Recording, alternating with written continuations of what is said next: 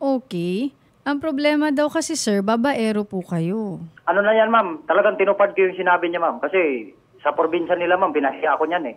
Wala namang katuturan. Siya nga ngayon, tinutuo ko na. Tinutuo mo na ano sir? Na talagang may babae ako. Opo. Nakausap mo ba to yung sumasayaw Hindi dun po. sa TikTok video? Ma'am, hindi po ma'am kasi hindi ko naman po siya kilala. So hindi mo rin alam kung kailan nagsimula yung relasyon nila. Basta nakita mo na lang yung TikTok video. Yes ma'am, yes ma'am. Okay, sige. Juniver Garces. Magandang hapon, ma'am. Magandang hapon, Sir Juniver, si Attorney Magandang Sam. hapon. Yes. Sir, narinig niyo po ba yung mga Apo, sinabi? ma'am, apo. At kayo po ba yung nandun sa TikTok video? Apo, ma'am. Sir, sino yung kasama niyong nandun? Yun yung... Hindi, jowa ko yun po, ma'am, sa ngayon. Jowa. Apo. Pero hindi kami nagsasama niyan, ma'am.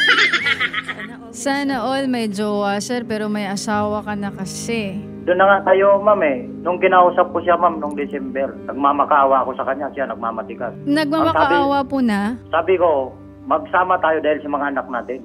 Tapos ang sabi niya, ma'am, kaya daw niya buhayin ang anak namin na wala ako kasi daw mahirap lang ako. Ikaw, okay.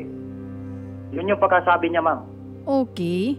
Ang problema daw kasi, sir, babaero po kayo. Ano na yan, ma'am? Talagang tinupad ko yung sinabi niya, ma'am. Kasi sa probinsya nila, ma'am, pinahiya ako niyan eh. Wala namang katuturan. Siya nga ngayon, tinutuo ko na. Tinutuo mo na ano, sir?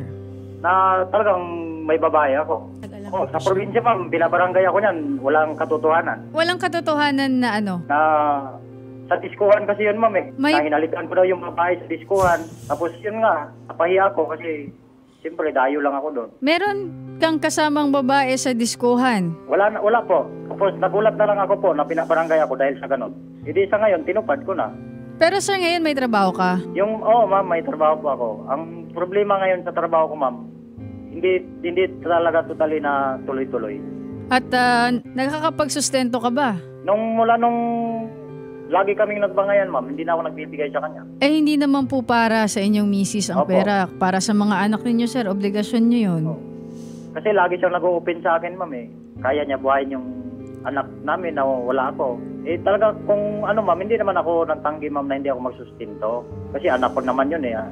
Ayaw ko naman maging pulubi yung anak ko. Pero sir, paano nga kung ganun? Alam nyo naman po na bawal sa batas ang pagkakaroon ng kabit. Lalo na kung itong inyong kabit, nagsasama na kayo. Wala po, never sa akin nagsama, ma'am. Wala talaga. Wala Hindi talaga. pa sila nagsama ma'am, pero yung sa TikTok po, ma'am, magkasama po sila sa kama. Nga sir, magkasama po kayo sa kama.